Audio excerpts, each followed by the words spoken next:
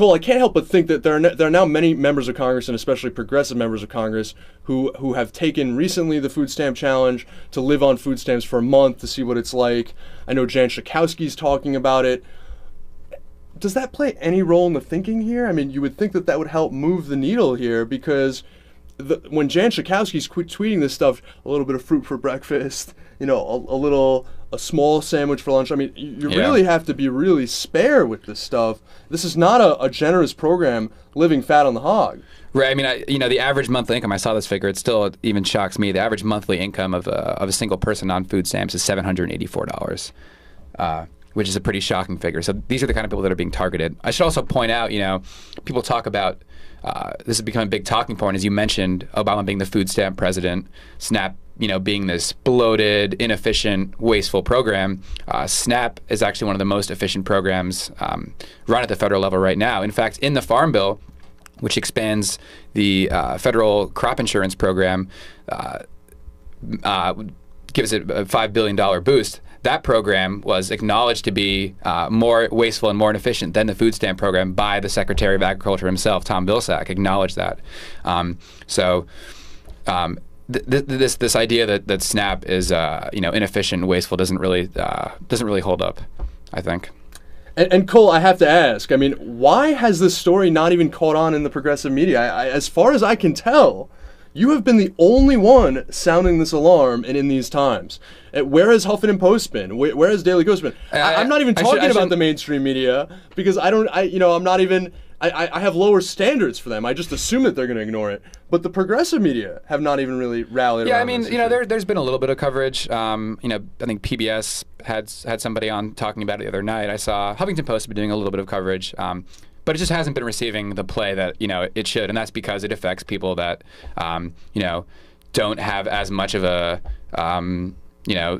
don't have that much leverage when it comes to making policy in Washington. When it comes to making policy for the Farm Bill, the people that the big agriculture. These businesses are the ones that are pushing for their legislation. They have a bigger voice. But when it comes to people on food stamps, they don't factor that much into the equations. And when it comes to what's politically feasible and what's politically in vogue, so I think that's part of it, because it affects such low-income people. You don't get as much attention. Well, folks, we don't need to be apathetic, and we don't need to let big agribusiness determine how these farm bills are made. We don't need to throw people off of the food stamp rolls to give more government giveaways to big agriculture, big agribusinesses through things like these bloated, fraud-ridden crop insurance programs and the direct payments themselves, which is completely outrageous. Go, take action, call your member of Congress. That's what we're all about here on Take Action News, is actually giving you these opportunities. Use the PopVox widget on our Facebook page, facebook.com/takeactionnews. And I have to give a specific call out to one senator, and that is Senator Tom Harkin. He's a progressive champion. He's a New Deal liberal. He's a champion of Social Security and Medicare. He's a champion of organized labor. He's one of the staunchest progressives you'll find. He's also retiring in 2014. So he has no political threat here.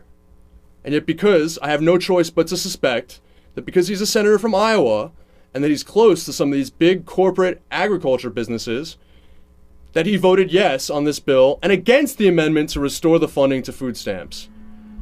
Senator Harkin, you grew up poor. How dare you? How dare you betray the progressives that have put faith in you, the voters in Iowa that are on the food stamp rolls, poor and working people in this country that need that money to survive in favor of agribusinesses. Until you give us a better explanation, we'll be forced to assume it's your ties to big ag in Iowa. But come on this show and explain it to us. We invite you. When Take Action News continues, we're going to be talking with Rick Smith. He's the host of The Rick Smith Show, and he's on a labor tour of the United States. He's going to be talking to us from New Mexico. This is exciting stuff, folks. You're going to want to stick around for this, so stay tuned when Take Action News continues after this.